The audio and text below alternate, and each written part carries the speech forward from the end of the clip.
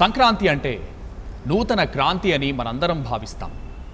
అసలు శాస్త్రానుసారం పండుగలు ఎలా ఏర్పడ్డాయి? ఈ పండుగల యొక్క ఆంతర్యం ఏంటి? వాటి నిర్ణయం ఎలా జరుగుతుంది? మన దైనందిన జీవితంలో పండుగల యొక్క ఆవశ్యకతను, మన సంప్రదాయాల గొప్పదనం గురించి పుష్పగిరి శంకరాచార్యులు, అపర శంకర స్వరూపులు, శ్రీ మదభినవోద్దండ శ్రీ విద్యాశంకర భారతీ మహాస్వామి వారి వాణి ద్వారా తెలుసుకుందాం. ఈ శుభవేళ స్వామివారి దర్శన భాగ్యం మనందరికీ కలగడం ఎంతో అదృష్టం. ముందుగా పూజ్యశ్రీ స్వామివారికి సాష్టాంగ ప్రణామాలు సమర్పిస్తూ ఈ కార్యక్రమంలోకి అడుగు పెడదాం. స్వామి, వేద పఠనం ద్వారా ఈ కార్యక్రమాన్ని ప్రారంభిద్దాం. భద్రం కర్ణేభిః శృణుయామ దేవాః, భద్రం పశ్యేమాక్షభిర్యజత్రాః, స్థిరైరంగైస్తుష్టువాగుంశస్తనూభిः యశేమ దేవహితం యదాయుః. స్వస్తి న ఇంద్రో వృద్ధశ్రవాः, స్వస్తి నః పూషా విశ్వవేదాः, స్వస్తి నస్తార్క్ష్యో అరిష్టనేమిః, స్వస్తి నో బృహస్పతిర్దధాతు. ఓం శాంతి శాంతి శాంతిః. శన్నో మిత్రస్యం వరుణః, శన్నో భవత్వర్యమా, శన్న ఇంద్రో బృహస్పతిః, శన్నో విష్ణురుక్రమః. నమో బ్రహ్మణే నమస్తే వాయో, త్వమేవ ప్రత్యక్షం బ్రహ్మాసి, త్వమేవ ప్రత్యక్షం బ్రహ్మ వదిష్యామి, అతం వదిష్యామి, సత్యం వదిష్యామి. తన్మామవతు తద్వక్తారమవతు, అవతు మాం అవతు వక్తారం. ఓం శాంతి శాంతి శాంతి. నమస్కారం స్వామీజీ. పండుగ అంటే ఏంటి? పండుగలు ఎలా నిర్ణయించబడతాయి? వాటి ఆవశ్యకతను, విశిష్టతను మాకు తెలియజేస్తారా? నారాయణ సమారంభాం వ్యాసశంకర మధ్యమాం అస్మదాచార్య పర్యంతాం వందే గురు పరంపరాం. నారాయణాదిగా వస్తున్నటువంటి గురు పరంపరకు అస్మద్గురుదేవులైనటువంటి విద్యానరసింహ భారతీ స్వామివారి పాదపద్మాలకు నమస్కరిస్తూ, భక్తి టీవీ ప్రేక్షకులకు మొదలుగా భోగి, సంక్రాంతి, కనుమ పర్వదిన శుభాకాంక్షలు, శుభాశీస్సులు తెలుపుతూ అందరూ సుఖంగా ఉండాలి, శాంతిగా ఉండాలి, ఆరోగ్యంగా ఉండాలి. ఈ మూడిటిని ఏది ఇస్తుందో అది పండుగ. సుఖము, శాంతి, ఆరోగ్యం. సుఖం భోగం వల్ల కలుగుతుంది. భోగములు అంటే శాస్త్ర ప్రకారంగా శరీరం భోగాయతనం, భోగాయతనం శరీరం. భోగం అంటే ఏమిటి? సుఖ దుఃఖ సాక్షాత్కారో భోగ. ఈ సాక్షాత్కరింపజేసుకునేది శక్తి దేనికి ఉన్నది? శరీరానికి మాత్రమే ఉన్నది. మనసుకు సంకల్ప శక్తి ఉంది, బుద్ధికి విచక్షణా శక్తి ఉన్నది, శరీరానికి సాక్షాత్కరింపజేసుకునే అంటే అనుభూత శక్తి ఉన్నది. పండగ, పండగ అంటే ఉత్సవం. పర్వము, పుణ్యము యొక్క సమూహక్రియ. అంటే కొద్ది కొద్దిగా పుణ్యములు కాదు, పుణ్యములు అనేక విధాలు. శాస్త్రీయబద్ధంగా మనం చెప్పాలి అంటే ఈ పుణ్యాన్ని అదృష్టము అంట. పాశ్చాత్య దేశంలో ఉన్నటువంటి వారికి కూడా అర్థం కావాలంటే లక్ అంట. ఎందుకంటే ఎవరికైనా సరే లక్ అనేటువంటి దాని మీద ఒక విశ్వాసం, ఒక స్థిరత్వం ఉంటుంది. చేసే పనుల యందు మనకు లక్ అనేది ఉంటేనే మనము పను సంపూర్తిగా కార్య నిర్విఘ్నత కలుగుతుంది, లేదంటే విఘ్నత కలుగుతుంది. మరి పండగ అంటే సమూహము యొక్క పుణ్యాన్ని మనకు అందించేటువంటి ఏ పర్వదినం ఉన్నదో దానిని మనం పండుగ. అది ఎలా చేసుకోవాలి? పండుగలు క్షయించిన మనస్సుతో చేసుకోకూడదు, బాధపడుతున్నటువంటి హృదయంతో చేసుకోకూడదు, దుఃఖంతో చేసుకోకూడదు. అందుకు పండగలకు ఏం పెట్టారు? ముఖ్యంగా కొత్త వస్త్రాలు కట్టుకోవటం, దేహాన్ని అలంకరించటం. దేహాన్ని అలంకరించటం ద్వారా ఒక నూతనమైనటువంటి ఉత్సాహం. బంధువులందరినీ పిలవటం, ఈ బంధువర్గాన్నంతా పిలవటం చేత వాళ్ళను చూసి సంతోషాన్ని, మనస్సుకు సంతోషం కలగటం. పండితాది వర్గముల చేత, దేవతార్చనల చేత మనకున్నటువంటి సంపదతో శక్తి కొద్దీ పుణ్య కార్యక్రమాన్ని చేయటం వలన వికాసం. ఇది బుద్ధి వికాసం. మనస వాచ కర్మణ మనకు ఏది బలాన్ని ఇస్తుందో దాన్ని శ్రేష్టము అని గీతాశాస్త్రాది వేద ప్రమాణాలన్నీ కూడా చెప్పారు. మరి మిగిలినటువంటి రోజులన్నీ పండగలు కావా అంటే పుణ్యమైనటువంటి పర్వదినాన క్షోభ లేకుండా మనము చేసేటువంటి పనుల ద్వారా మన శరీరంలో ఉన్నటువంటి జీవ చైతన్యము కార్యసాధనకు కావలసినటువంటి బలాన్ని, వికాసాన్ని, మనస్సంతోషాన్ని పొందటం, అది ఇచ్చేటువంటిది ఏ పుణ్యకాలం ఉన్నదో దాన్ని మనం పండుగ అని పిలుస్తున్నాం.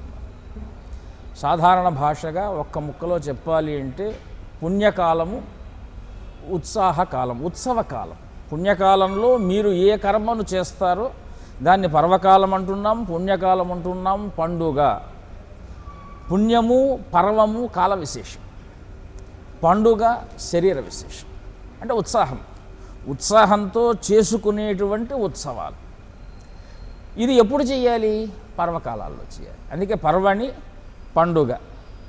అందుకే మనకు పూర్వకాలంలో ఒక పెద్దలు చెప్పింది పండగ పబ్బము అని అంటూ ఉంటారు. పబ్బం అంటే ఆనందం, మామూలుగా సర్వ వ్యావహారిక భాషలో చెప్పాలి. పండుగ అంటే ఉత్సాహం. ఉత్సాహంతో ఆనందాన్ని పొంది కలిగినటువంటి ప్రేరణ ద్వారా మిగిలినటువంటి కాలాన్ని సదుపయోగపరుచుకునేటువంటి ఏ పుణ్యకాలం ఉన్నదో దాన్ని మనం పండుగ అని పిలుస్తున్నాం.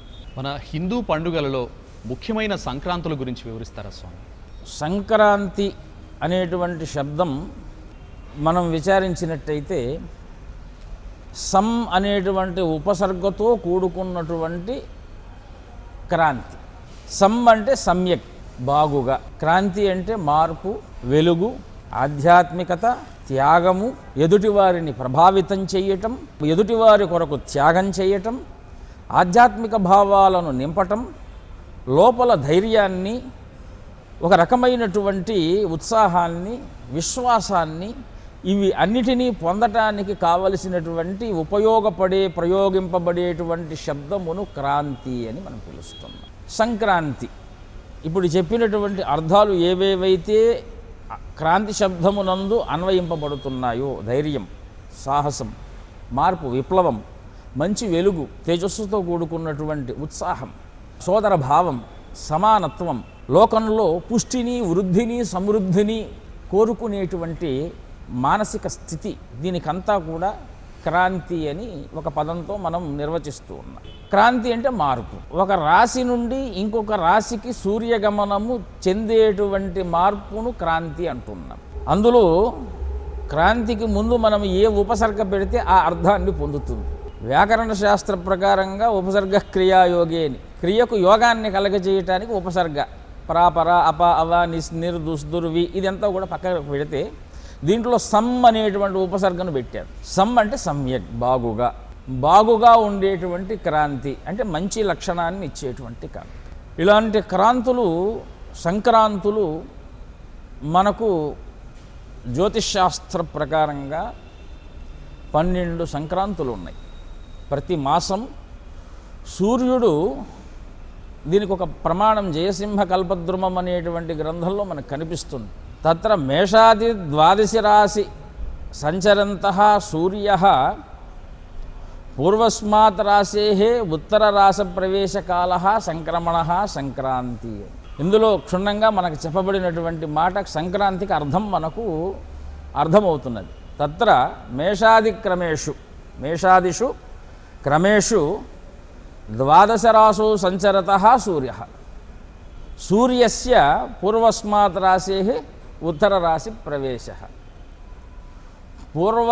పూర్వరాశి నుండి ఉత్తర రాశు ప్రవేశః, పక్కకున్నటువంటి రాశిని కదిలేటువంటి కాలాన్ని మనం సంక్రమణః సంక్రాంతి, సంక్రమణము సంక్రాంతి అనేటువంటి పేరుతో పిలుస్తూ ఉన్నాం. అంటే వెలుగు ఒక దిశ నుంచి ఇంకొక దిశకు మార్చుకునేటువంటి దాన్ని, మనస్సు ఒక స్థితి నుంచి ఇంకొక స్థితికి పరివర్తింపబడేటువంటి స్థితి, ఒక భావనలేకి, తేజోభావనలేకి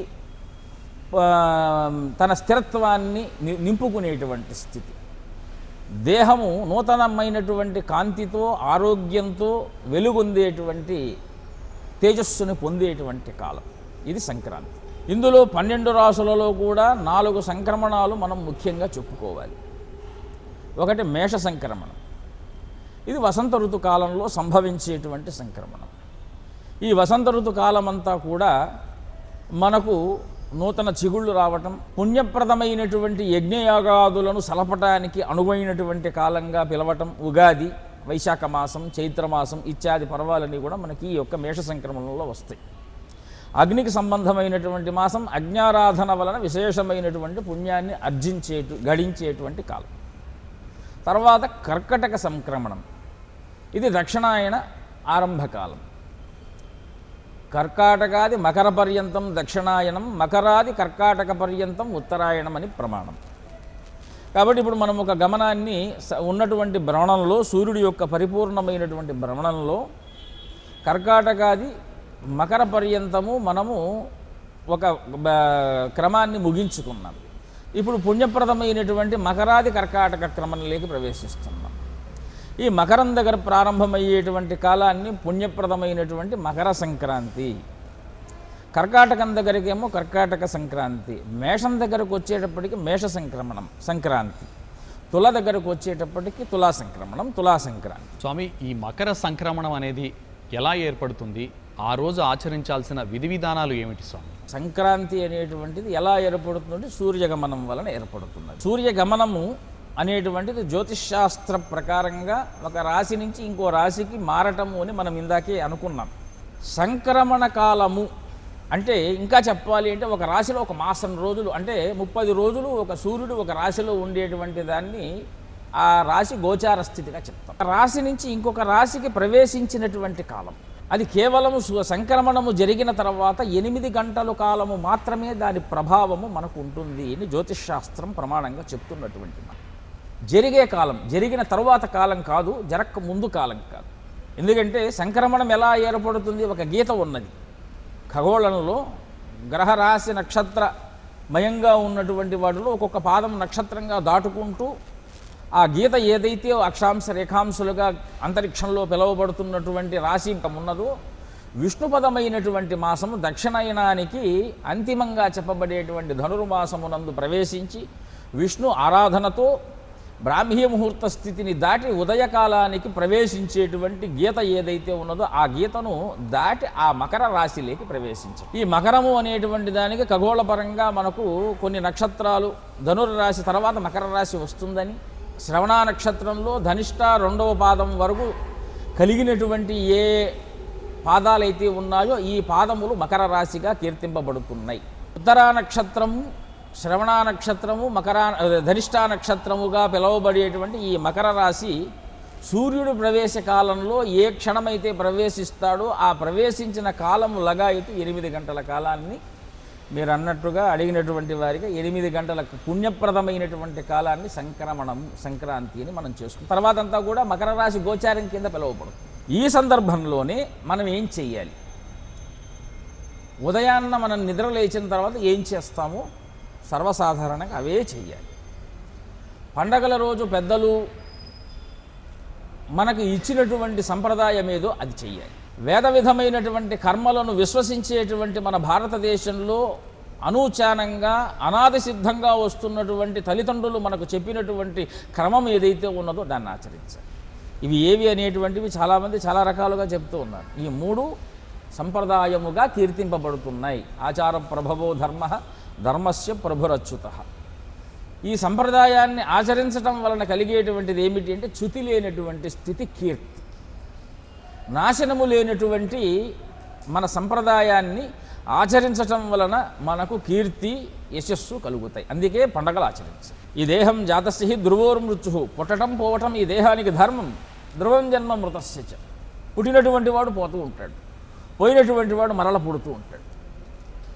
మరి ఇటువంటి క్రమంలో ఉన్నటువంటి వాడు ఈ పండగలను ఎందుకు ఆచరించుకోవాలి అంటే ప్రతి జన్మకు ఒక సార్థకత, ఒక పుణ్యకథ ఉండాలి. అంటే పెద్దలు ఇచ్చినటువంటి సంప్రదాయాన్ని నిష్టగా ఆచరిస్తే ఆ ఆచరించినటువంటి కీర్తి మనలో ఇందాక చెప్పినట్టుగా ఒక పుణ్యకథ అనేటువంటిది ఇంకొక తరానికి మార్గదర్శకంగా మన ధర్మము యొక్క వైశిష్ట్యాన్ని తెలిపేటువంటి దానిగా యశో కీర్తితో మీ యొక్క జీవనం ఒక చిరమైనటువంటి స్థాయిగా నిలబడేటువంటిది.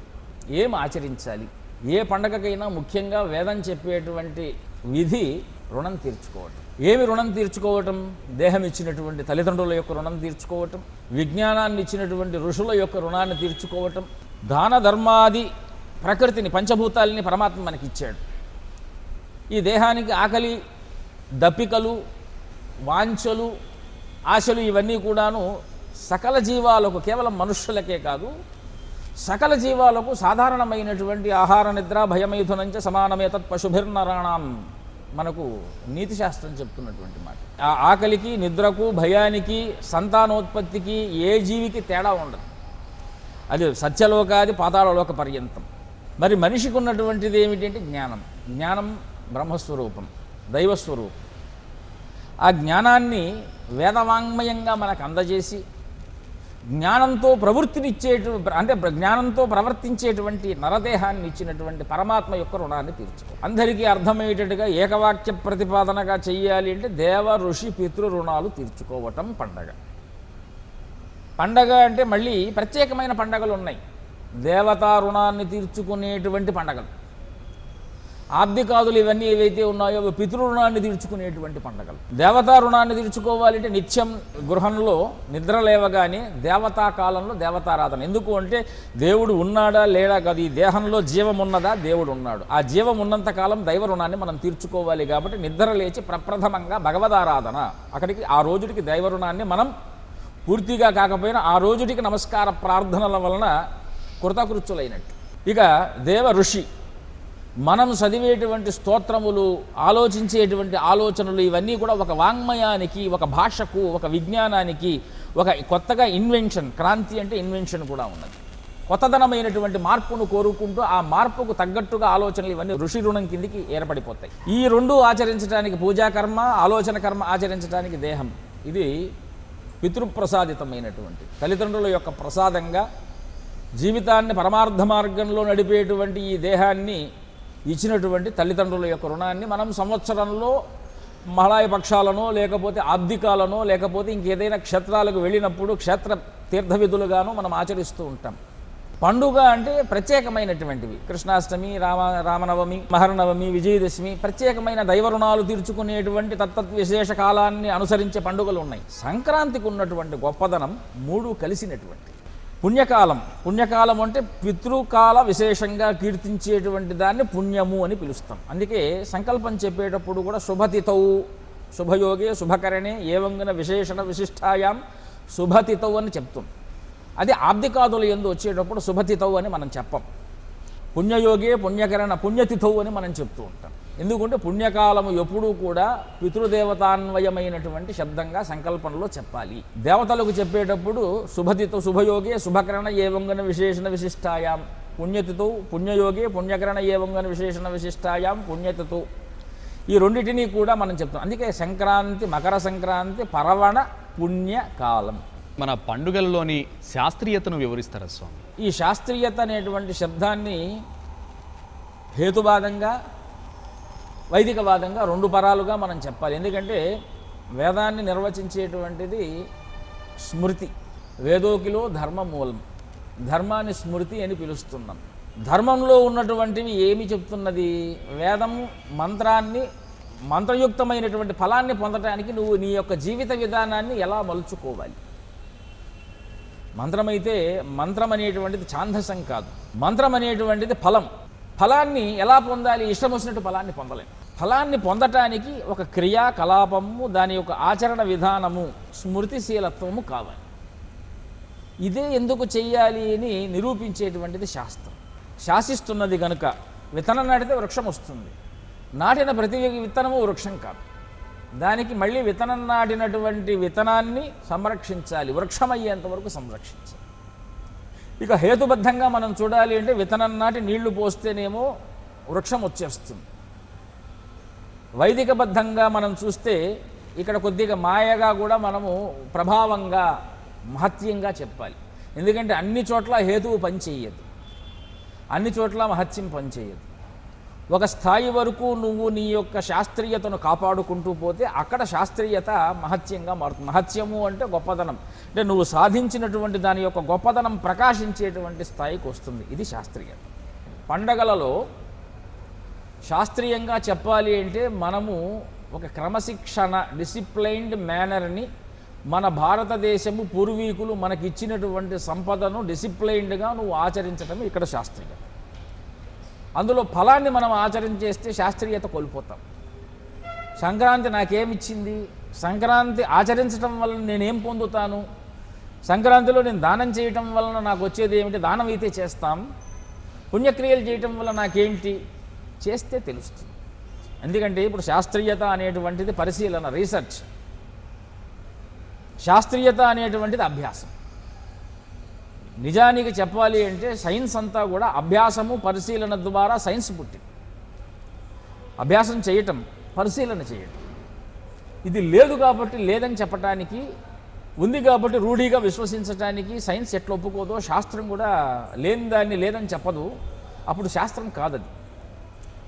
శాస్త్రీయత పండగలలో ఏమున్నది అంటే కనపడనటువంటి అదృష్టాన్ని మనస్సత్యంగా, మతంగా మార్చుకొని, మతం అంటే ఇక్కడ మళ్ళీ కుల మతాలతో సంబంధం లేదు, మనస్సు యొక్క సమ్మతంగా, అదే సమ్మతి అంటాం, ఒప్పుకోవటం.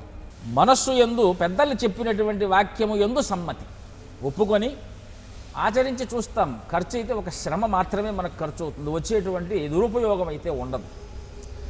ఆ విశ్వాసాన్ని కాపాడుకోవటమే ఇక్కడ శాస్త్రీయత.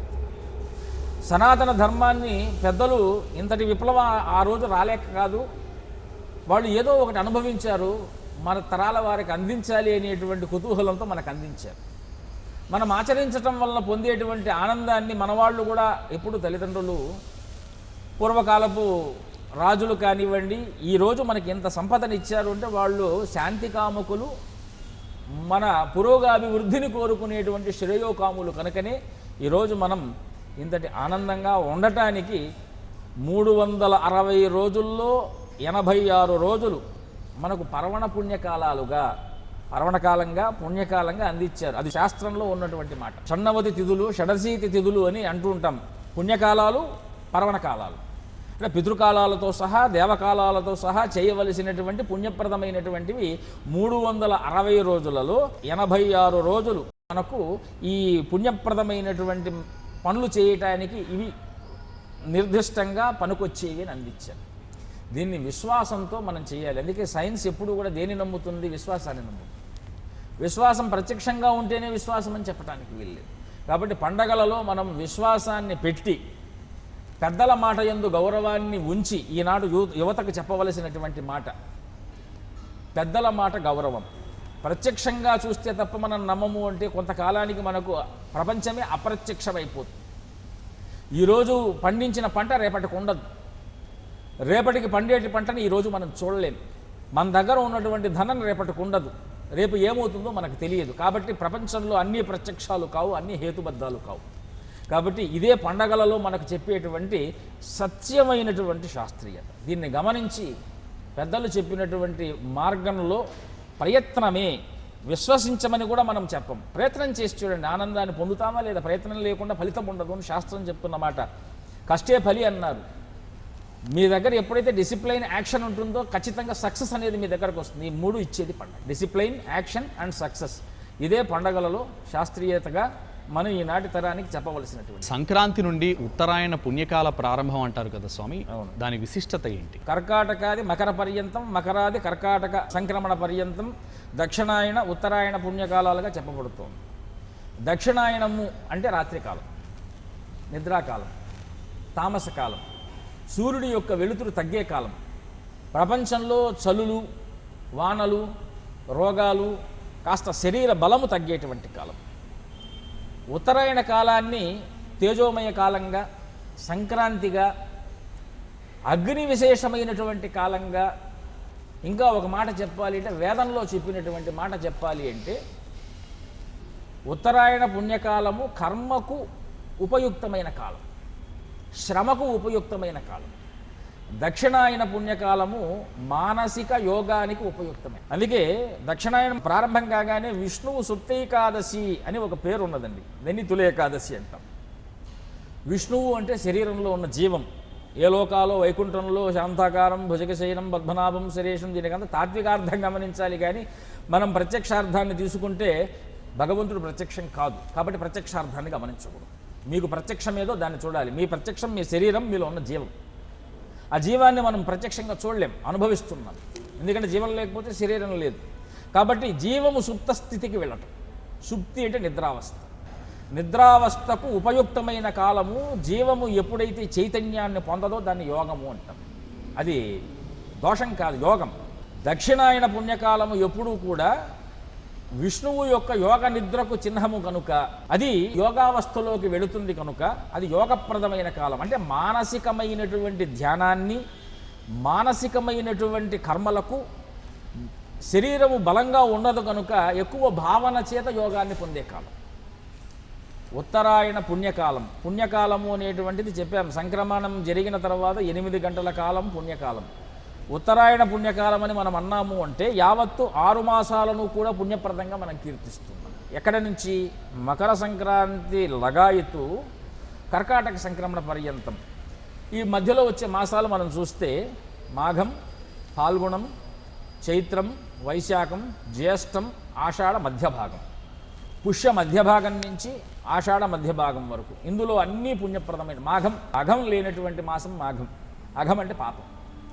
ఫాల్గుణం చిగురులు వచ్చేటువంటి మాఘం. చైత్రం మనలో కొత్తదైనటువంటి చిత్త ప్రవృత్తిని కలగజేస్తూ ఉత్సాహాన్ని నింపేటువంటిది. వైశాఖం మన యొక్క కర్మలకు ఫలితాన్ని ఇచ్చేటువంటిది. విశాఖ అంటే శాఖోపశాఖలుగా విస్తరించేటువంటి మాసం. జ్యేష్టం మనకు విశేషమైనటువంటి పొందినటువంటి ఫలం ద్వారా ఆనందాన్ని, గొప్పదనాన్ని, గౌరవాన్ని ఇచ్చేటువంటిది. అంటే ఆ పేర్లలో ఉన్నటువంటి మహాత్మ్యాన్ని మాత్రమే చెప్తూ ఉన్నాం. ఇక ఆషాఢానికి వచ్చేటప్పటికి కర్కాటక సంక్రమణం ప్రారంభమవుతుంది. గురు పౌర్ణిమ, తొలి ఏకాదశి, ఇవన్నీ. ఇక్కడ మనం చూస్తే ఉత్తరాయణ పుణ్యకాలాది మకర సంక్రమణ కాల ప్రభృతి కర్కాటక సంక్రమణ పర్యంతము మధ్యలో ఉన్నటువంటి మాసముల పేర్ల యొక్క వైశిష్ట్యాన్ని చూస్తే అన్నీ కూడా విశేషమైనటువంటి పర్వ. దీంట్లో నిషేధాలు లేవు. ఆషాఢం దక్షిణాయనం ప్రారంభమైతే ఆషాఢం నిషేధం, శ్రావణం పుణ్యపదం. మళ్ళీ భాద్రపదంలో పక్షం పుణ్యం, పక్షం నిషేధం. ఆ తర్వాత ఆశ్వయుజంలోకి వచ్చేటప్పటికి అది కూడా నిషేధమే. పుణ్యకర్మలకు ఉపయోగపడేటువంటి మాసం కాదు, దైవికమైన ఆరాధన చేయడానికి ఉపయోగపడుతుంది. కార్తీకం అక్కడ తులా సంక్రమణం జరుగుతుంది కాబట్టి మాసం మనకు విశేషం. మళ్ళీ ధనుస్సులోకి ప్రవేశించేటప్పటికి ధనుర్మాస విశేషం, అదే బ్రాహ్మీ ముహూర్తం కిందికి వస్తుంది. మళ్ళీ మకరం ప్రారంభం. ఇలాగా దక్షిణాయన కాలం అంతా కూడా మనకు ప్రత్యక్షంగా అనుభవిస్తున్నటువంటిది. సైంటిఫిక్గా చలి, వేడి, మన శరీరంలో వేడి, ఆరోగ్యము, జ్ఞానము, ప్రవృద్ధి కాలాన్ని పుణ్యకాలం అంటున్నాం. మనం మనస్సు మందగించి, శరీరం బద్ధకించి, బుద్ధి వికాసం లేని కాలాన్ని మనం దక్షిణాయనంగా, అంటే పూర్తిగా పడిపోవు, కాకపోతే కొద్దిగా ఈ కాలంతో పోలిస్తే ఆ కాలము మనకంత ఉత్సాహాన్ని ఇవ్వదు. పుణ్యకాలములో ఎంతో శ్రద్ధ ఉండదు. అందుకే మనం బాగా గమనిస్తే డిసెంబర్లో జరిగేటువంటి విపత్తులు మిగిలిన మాసాల్లో జరగవు. సైంటిఫిక్గా చూడండి, అనాదిగా ఒక 10-15 సంవత్సరాల నుంచి చూస్తే ఎక్కడ దేశంలో జరిగేటువంటి విపరీతాలు, బ్లాక్ ఫ్రైడే అని కానివ్వండి, ట్విన్ టవర్స్ కూల్చడం కానివ్వండి, డిసెంబర్లో మనకి ఎక్కువగా జరుగుతుంటుంది. కారణం ఏమిటి అంటే చీకటి బాగా ప్రబలేటువంటి శూన్యమాసం. శూన్యానికి పేరే శూన్యంగా పెట్టారు, ఇంకా వేరే పేరు పెట్టలేదు ఎక్కడ. కనుక ఇది శూన్యమాసం దాటిన తర్వాత వచ్చే మాసం పుణ్యమాసం. కనుక పుణ్యకాలము అంటే మనిషిలో సద్భావాన్ని ప్రవృద్ధి చేసేటువంటి మాసం కనుక ఈ ఉత్తరాయణాన్ని, ఈ ఉత్తర కాలంలో అంతా కూడా యాత్రలు విశేషంగా చేస్తాం, పూజలు విశేషంగా ఉంటాయి. కొత్తదనం ఇక్కడి నుంచి ఆరంభమవుతుంది. ఇప్పుడు సంక్రాంతి ఒక రకంగా చెప్పాలంటే కాలమానంలో ఉగాది మనుష్యమాన ప్రకారంగా ఉగాది. ఈ ప్రకారంగా తీసుకుంటూ వెళ్ళామంటే అన్ని పుణ్యప్రదమైనవి ఉన్నాయి కనుక దీన్ని ఉత్తరాయణ పుణ్యకాలం అంటున్నారు.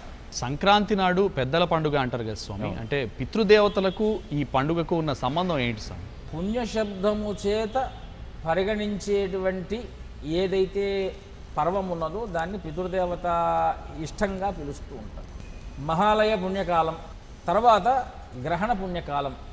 గ్రహణాలు వచ్చేటప్పుడు పరమణ పుణ్యకాలం, అది కూడాను మనం పుణ్యకాలంగా చెప్తాం. సంక్రమణ పుణ్యకాలం, సంక్రమణం జరిగేటప్పుడు ఒక మార్పు వచ్చేటప్పుడు, ఒక శక్తి ఉత్పాదన అయ్యేటువంటి సందర్భంలో మనం చేసేటువంటి కర్మలు వారికి ప్రత్యక్షంగా అందుతాయి. దేవ ఋషి పితృగణాంగమైనటువంటి సకల దేవతల యొక్క రుణాన్ని తీర్చుకునేటువంటి పుణ్యప్రద కాలాన్ని ఎంచుకోవాలి. నకుర్యాం నిష్ఫలం కర్మ శాస్త్రం చెప్తున్నమాట. ఫలం లేనటువంటి కర్మలను ఆచరించటం వలన నిష్ప్రయోజనము, నాస్తికం పెరుగుతుంది. ఫలం ఉన్నటువంటి దాంతో ప్రత్యక్షంగా ఫలాన్ని అనుభవిస్తే ఉత్సాహం పెరుగుతుంది. ఈ ఫలాన్ని ఆచరించడానికి ఏ కాలం శ్రేష్టం అంటే తత్తద్ విశేషమైనటువంటి కాలమునందు తత్తత్ క్రియాం ఆచరేత్, ఆ క్రియలను ఆచరించాలి శాస్త్రం చెప్తున్నమాట. ఈ ఉత్తరాయణ పుణ్యకాలము పగటి కాలము, ఉత్తరాయణ పుణ్యకాలము పుణ్యకాలము, ఉత్తరాయణ పుణ్యకాలము పరమణ కాలము. కాబట్టి దానం, యజ్ఞం, తపో ఈ మూడిటికి కూడా విశేషమైంది కనుక ఈ పుణ్యకాలము చేత వర్ణింపబడేటువంటి ఏ సమయం ఉన్నదో ఈ కాలమునందు ఇయ్యబడేటువంటి దానములు, చేయబడేటువంటి యజ్ఞములు ఇవన్నీ కూడా వృద్ధిని పొందుతాయి. పితృదేవత ఇష్టంగా ఈ పుణ్యకాలమునందు ఎవరైతే తిలతర్పణాదుల చేత పితృదేవతల్ని సంతోషింపచేస్తారో వారికి వంశాభివృద్ధి కలుగుతుంది. పితృదేవతల వల్లనే వంశం వృద్ధి కావాలి, ఋషుల వల్ల జ్ఞానం వృద్ధి కావాలి, భగవంతుడి వల్ల పుణ్యం వృద్ధి కావాలి. ఇది మనకు వేదం చెప్తున్నటువంటి మాట. పుణ్యకాలానికి పితృదేవతలకు సంబంధం ఏమిటి అంటే ఈ పుణ్యకాలము వృద్ధికాలంగా చెప్పబడుతుంది. వృద్ధికాలం వారికి వీరికి విశేషత్వాన్ని ప్రత్యేకంగా చెప్పడానికి వృద్ధికాలం సర్వులకు వృద్ధికాలం, సకల జీవానికి వృద్ధికాలం. ఇది కేవలం మనుషులకు మాత్రమే పండగ కాలం కాదండి. మామూలుగా కనుమ రోజు కాకైనా ప్రయాణం చేయదంటుంటారు, కనుమ రోజు కాకైనా స్నానం చేస్తుందంటుంటారు. అంటే వాటిలో కూడా ఇంత విజ్ఞానం లేకపోవచ్చు కానివ్వండి, ఆ కనుమ పర్వము యొక్క ఉత్సాహము, తద్బలం, ప్రతి కణం కణము యందు కూడా ఆ పుణ్యప్రదమైనటువంటి జీవము నిండి ఉండటమే పుణ్యకాలం. అది మనం ప్రత్యక్షంగా జ్ఞానము చేత, వాక్కుల చేత, పెద్దల యొక్క సంప్రదాయం చేత అనుభవిస్తూ ఉన్న జ్ఞానము లేనటువంటి పశుపక్షి మృగాదులు కూడా ఆ పుణ్యకాలము యొక్క భావాన్ని అనుభవించటం. దేవతలకు పుణ్యకాలం, పితృదేవతలు కూడా దీని యందు ఆశిస్తుంటారు. పుణ్యకాలం వస్తున్నది, మా సంబంధమైనటువంటి వారు ఎవరు పడితే వారు చేస్తే ఆ తిరతర్పణాదులు వాళ్ళకి అందేవి కావని మనకు వేదం చెప్తున్నటువంటి మాట. కాబట్టి నా వంశస్థులైనటువంటి నా వారసులు నాకు ఇచ్చేటువంటి దాంతో వారు సుఖంగా ఉండాలి, వారికి కావాలని కాదు, వీరు సుఖంగా ఉండాలి, నన్ను గుర్తుంచుకొని వాళ్ళు చేసేటువంటి పుణ్యప్రదం వల్ల వాళ్ళకు పుణ్యం వృద్ధి కావాలి అనేటువంటి ఆకాంక్షించే కాలం. ఇక్కడ ఒకటి మనం చెప్పుకోవాలి, శ్రాద్ధాలు, తర్పణాలు ఇవన్నీ వారికి చెందుతాయి అని మనం చెయ్యం, వారిని గుర్తుంచుకోవటానికి చేస్తాం. దానివలన ఇక్కడ చేసేటువంటి దాన ధర్మాలు ఏవైతే ఉన్నాయో దానివల్ల నా వాడికి పుణ్యం కావాలి అని శ్రాద్ధ విధి పెట్టారే తప్ప వాళ్ళకి అక్కడ పుణ్యప్రదం వల్ల వాళ్ళు పొందవలసినటువంటి లోకాలో గతినో ఏదో వాళ్ళు పొంది ఉంటారు. వాళ్ళు ఆకాంక్షించేది ఎంతకాలం ఏమిటి అంటే నా సంతతి గుర్తుంచుకొని పుణ్యమైన కర్మలు చేస్తున్నదా లేదా, శ్రద్ధగా ఉన్నారా లేదా. కాబట్టి పుణ్యకాలంలో వీళ్ళు ఏం చేస్తున్నారు, దేవ సంబంధమైనటువంటి రుణాన్ని తీర్చుకున్నారు, పితృ సంబంధమైనటువంటి వ్యవహారాన్ని చేశారు, దాన ధర్మాలు చేశారు, వంశము యొక్క కీర్తిని కాపాడారు, సంప్రదాయాన్ని కాపాడారు. అందరూ దేవ ఋషి పితృలు దేవతలందరూ కూడా సంతృప్తిగా వెళ్ళిపోతారు. అంటే ధర్మము లోకంలో ఆచరింపబడుతున్నది కనుక ఇంకా మనకు దీని యందు తృప్తి పొందాము అని పితృదేవతలు ఆశీర్వదించి వెళతారట. అందుకు అది పుణ్యప్రదం. కాబట్టి ఉత్తరాయణ పుణ్యకాలానికి వాళ్ళ తృప్తికి సంబంధం ఉన్నది. మనం ఆచరించే ధర్మంతో ఎదుటివారు దేవతలకు మనం ఇచ్చే ఆహారం ఏ పాటిదండి, వారు ఇస్తున్నారు మనకు అన్ని సంపదలన్నీ కూడా. సంపదనిచ్చేవాళ్ళు దేవతలు, జ్ఞానాన్ని ఇచ్చేవాళ్ళు ఋషులు, ఇందాక చెప్పాం, పుణ్యాన్ని ఇచ్చేవాళ్ళు పితృదేవతలు. ఈ మూడు ధర్మానికి ప్రతిరూపాలు. కాబట్టి మన వాళ్ళు ధర్మంలో ఉన్నారా లేదా, ధర్మో రక్షతి రక్షిత. ఇదే పితృదేవతలకు పుణ్యకాలానికి ఉన్నటువంటి సంబంధం. స్వామి, చివరిగా ఈ పండుగ శుభవేళ భక్తి టీవీ ప్రేక్షకులకు మీ ఆశీర్వచన సందేశం ఇస్తారా? సంక్రాంతి అనేటువంటి పదానికి జ్యోతిష్శాస్త్రంగా సూర్యుడు అధిపతి, సూర్యప్రభావితమైనటువంటి, అంటే సకల దేవతలు ఉన్నారా లేరా, వారు ఏ లోకంలో ఉన్నారు, ఉంటే వారి వైకుంఠధామము, స్వర్గధామము, బ్రహ్మలోకము అనేటువంటివి కాకుండా సకల లోకాలను ప్రకాశింపజేసేటువంటి సూర్యుడిని మనమంతా ప్రత్యక్షంగా చూస్తున్నాం. మాతాపితరులు ప్రత్యక్ష దేవతలు, తర్వాత సూర్యచంద్రాదులు ప్రత్యక్ష దేవతలు. వేదంలో ఏం చెప్తున్నది వంటిది వేదము అంటే ఆదిత్యే చంద్రవర్ణానాం, ఆదిత్యుడే చంద్రవర్ణంలో ఉన్నాడట. ఇదే సైన్స్ కూడా చెప్తున్నటువంటి మాట. చంద్రుడు సూర్యుడి యొక్క తాపాన్ని గ్రహించి తనలో ఉన్నటువంటి శక్తిని జోడించి మనకు నీరుని ఇస్తున్నాడు. ఆపోవా ఇదగం సర్వం విశ్వాభూతాన్యాపహ, అన్నీ కూడాను నీరుతోనే మనకు ముడిపడ్డాయి. నీరు లేకపోతే ప్రపంచమంతా కూడా నిస్సారం అయిపోతుంది. ఈ దేహంలో నీటి వల్లనే మనకు జీవం కాపాడబడుతున్నది. ఈ దేహము నీటి వల్లనే పాడి పంటలను మనకి ఇస్తున్నది. ఈ దేహము నీటి వల్లనే అన్నిట్లో ప్రపంచంలో ఉన్నటువంటి మనం గృహ నిర్మాణం, శరీర నిర్మాణం, ప్రపంచంలో వినూత్నమైనటువంటి విప్లవ నిర్మాణం అన్నిటికీ మూలాధారం జలం. మన సంస్కృతికి మూలాధారం జలం. అందుకే గోదావరి ప్రాంతం, కావేరీ ప్రాంతం, కృష్ణా ప్రాంతం, ఆ ప్రాంతానికి ఆచారాలు, ఆచారానికి సంప్రదాయాలు, ఆ సంప్రదాయం యొక్క కట్టుబాట్లు, తద్వారా ధర్మరక్ష. అంటే చూడండి, సూర్యుడు చంద్రుని ద్వారా జల సమృద్ధి చేసి తత్తద్విశేషమైనటువంటి సంప్రదాయాలను అందింపజేసి సంప్రదాయం ద్వారా లోకంలో ఎక్కడ కూడా విపరీతాలు జరగకుండా ధర్మాన్ని కాపాడుతున్నాడు. ఇది ప్రత్యక్షంగా సైన్స్కి అనుసంధానంగా ఉండేటువంటి వేదవాక్యం. ఇప్పుడు సంక్రాంతి బాగానే ఉంది. విప్లవము, త్యాగము, ధైర్యము, ఎదుటివారిని ప్రభావితం చేయటము, ఆధ్యాత్మికత, వెలుతురు, ఇన్ని పేర్లు మనం చెప్తూ ఉన్నా ఈ సంక్రాంతి ఎక్కడున్నది? ఇది మనం ఆలోచించాలి. పురుషుడినందు ఉన్నది. అందుకే సంక్రాంతి పురుషుడు అనేటువంటి ఒక పురుషుడిని ఈరోజు విశేషమైనటువంటి ఈ సంక్రాంతికి అధిష్టాన దేవతగా చెప్తున్నాం. ఆయన సూర్యుడు, సంక్రాంతి పురుషుడు వేరు కాదు. సూర్యుడి యొక్క కిరణాలు ప్రపంచమంతా అన్ని లోకాలు విస్తరింపజేసి ఉంటాయి. ఆ కిరణాలకు పురుషుడని పేరు. సూర్యుడి గోళం మనకు ఒక చోట కనిపిస్తున్నది, కానీ ఆయన తాకిడి మాత్రం ప్రపంచమంతా, కేవలం భూలోకమే కాదు, ఇంకా ఏ ఏ లోకాలు ఉన్నాయో ఆ లోకాలకంతా కూడా, మిగిలిన గ్రహగోళాలకంతా కూడా ఆ యొక్క సూర్యకాంతి ప్రసరిస్తున్నది. ఎంత మోతాదులో కావాలో దీన్నే పురుషుడు అని పిలుస్తున్నాం. మరి దీనికి ప్రమాణం ఏమైనా ఉన్నదా? పురుష సూక్తాన్ని చూస్తే పేరులోని పురుషుడు యొక్క సూక్తం, అంటే పురుషుడు వర్ణన. ఎలా ఉంటాడు ఆ పురుషుడు అంటే సహస్రశీర్ష పురుష సహస్రాక్ష సహస్రపాత్, 1000 తలలు కలిగినటువంటి వాడు, 1000 అంటే అనంతమైన తలలు కలిగిన వాడు, అనంతమైన పాదాలు కలిగిన వాడు, అనంతమైన ముఖములు కలిగినటువంటి వాడు, అజాయమానో బహుదా విజాయతే, పుట్టకపోయినప్పటికీ కూడా అన్ని రూపాలలో తరయి ఉండేటువంటి వాడు పురుషుడు. పురుషుడు యొక్క లక్షణం సంక్రాంతి పురుషుడు, కలపండి, వెలుతురుతో ఉన్నటువంటి పురుషుడు అంటే జీవం. ఈ సంవత్సరము ఆ సంక్రాంతి పురుషుడి యొక్క లక్షణాన్ని పొందేటువంటిది జీవం మనమే.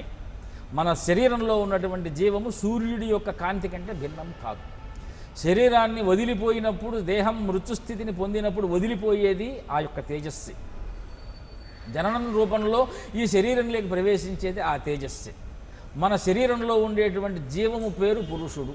ఇది వేదాంత శాస్త్రం చెప్తున్నమాట. అంటే పురీ సేతే ఇది పురుష, ఈ శరీర పురమునందు నిద్రిస్తున్నాడు కనుక పురుషుడు. మరి సంక్రాంతి పురుషుడు ఎక్కడున్నట్టు? మన శరీరంలో ఉన్నట్టు. ధర్మాన్ని ఆచరించేటువంటి వాడికి ఆ పురుషుడు జాగృత అవస్థలో ఉంటాడు. ధర్మాన్ని ఆచరించినటువంటి వాడికి ఆ పురుషుడు నిద్రావస్థలో ఉంటాడు. ఇది వైదికంగా వాంగ్మయం, మన భాష అలా ఉన్నది. అంటే శరీరానికి సంబంధం లేకుండా ఉంటుంది. అందుకే మనం అంటూ ఉంటాం, నేను అనుకున్నది జరగట్లేదు, నాకెందుకో కాలం పగబట్టినట్టు నా మీద ఉన్నది, దోషాలు ఎక్కువ ఉన్నాయి, అపజయములు ఏర్పడుతున్నాయి. కొంతమందికి ఏమో అనుకున్నది బంగారు బాటలు నడుస్తున్నాడు రా, అనుకున్నదంతా అతనికి అమర్చి పెట్టినట్టుగా అయిపోతున్నది. ఎందుకంటే జీవము దేహము యొక్క సంయోగం. దురదృష్టం అంటే జీవము దేహము యొక్క వియోగం. ఎప్పుడు మనం నిరంతరము ధ్యానము, దానము, అభ్యాసం మూడిటిని మనము చిత్తంలో నియంత్రణగా పెట్టుకొని ఉంటామో అది సంక్రాంతి. మన శరీరంలో వచ్చే మార్పు సంక్రాంతి. అభ్యుదయమైనటువంటి భావము సంక్రాంతి, సమానమైనటువంటి భావము సంక్రాంతి. ఈ సంక్రాంతి ఈ విషయములన్నీ మనము ఆంతరంగికంగా అసలైనటువంటి సూక్ష్మాన్ని పరిశీలన చేసుకొని, ఓహో లోపల సంక్రాంతి ఉన్నది, ఆ పురుషుణ్ణి మనం విప్లవ రూపాత్మకంగా, త్యాగ రూపాత్మకంగా, సద్భావన రూపాత్మకంగా, పుష్టి రూపాత్మకంగా ధ్యానస్థితితో, సంప్రదాయమైనటువంటి పెద్దల యొక్క ఆచరణతో నిద్ర లేపటమే సంక్రాంతి. ఇదే సంక్రాంతి పురుష లక్షణం. మనకు జ్యోతిష్ శాస్త్రంలో చెప్తుంటారు, ఆ కిరణములన్నీ కలిసి పురుష రూపంలో ఉన్నటువంటివి. ఈసారి రాక్షసనామ పురుషుడు, ఆయన ఏ ఏ పాత్రలు ధరించాడు, వ్యాఘ్రవాహనం మీదుగా ఉత్తర దిశకు వెళుతున్నట్టుగా, తద్వారా ఏం ఫలాలు వస్తాయి ఇవన్నీ మనకు చెప్తూ ఉంటారు. ఆ పురుషుడు ఈ పురుషుడు వేరు కాదు వేదాంత శాస్త్రం. ఎందుకంటే స్వాముల వారి దగ్గరకు వచ్చిన తర్వాత భౌతికంగా ఉన్నటువంటి విశ్లేషణ ఎంత చేసినా మళ్ళీ కూడా వేదాంతం లేక అన్వయం చెయ్యాలి అని శాస్త్రం చెప్తున్నటువంటి మాట కనుక ఏది కూడా ప్రపంచం లోపల ఉన్నటువంటి ఆత్మ కంటే భిన్నం కాదు, ఆత్మ ప్రపంచానికంటే భిన్నం కాదు. కనుక లోపల ఉన్నటువంటి జీవాల్ని బహిర్గతంగా మనమంతా కూడా దర్శించాలి అనేటువంటిది బ్రహ్మవిద్ బ్రహ్మైవ భవతి అని మనకు వేదాంత శాస్త్రం చెప్తున్నది. కనుక శంకర భగవత్పాదులు కూడా బ్రహ్మసత్యం జగన్మిథ్య అన్నారు. పుట్టిపోయేవి, జగత్ అంటే కనిపించేది కాదండి, పుట్టేవి నశించేవి ఏవైతే ఉన్నాయో దాని యందు మిథ్యాభావంతో ఉండండి అంటే శాశ్వత భావం కాదని లెక్క. బ్రహ్మభావం అంటే స్థిరమైనది ఏదైతే ఉన్నదో అది మనము దేహం వదిలిన ఏది ఉన్నదో దాన్ని మనం భావించాలి. అదే సంక్రాంతి. అది మారుతూ ఉంటుంది. మార్చకుండా ఒక స్థిరమైనటువంటి జ్ఞానాన్ని పొందటమే మన హైందవ పండుగలలో ఉన్నటువంటి గొప్ప విశేషము. కనుక ప్రతి ఒక్కరూ ఆ స్థిరమైనటువంటి పండుగలలో ఉన్న సుస్థిర జ్ఞాన విజ్ఞాన సంపదను పొంది అందరూ కూడా త్యాగంతో, శాంతితో, సమతాభావంతో సుఖంగా ఆనందమయంగా జీవించాలి అని భక్తి టీవీ ద్వారా ఈ యొక్క కార్యక్రమాన్ని చూస్తున్నటువంటి ప్రేక్షకులకు, హైందవ ప్రజానీకం ఎక్కడెక్కడ సంక్రాంతులు జరుపుకుంటున్నారో వారందరికీ భోగి, సంక్రాంతి, కనుమ పండుగగా అందరికీ శుభాశీస్సులు, శుభాకాంక్షలు తెలుపుకుంటూ లోకాసమస్తా సుఖినో భవంతు, సమస్త సన్మంగళాని భవంతు అని స్వస్తి చెప్తున్నాం. ఈ పండుగ శుభవేళ మా భక్తి టీవీ ప్రేక్షకులందరి తరపున మీ ఆశీర్వచనం లభించడం, మీ దర్శన భాగ్యం కలగడం, అలాగే మీ వాణి వినిపించడం ఎంతో అదృష్టంగా భావిస్తున్నాం.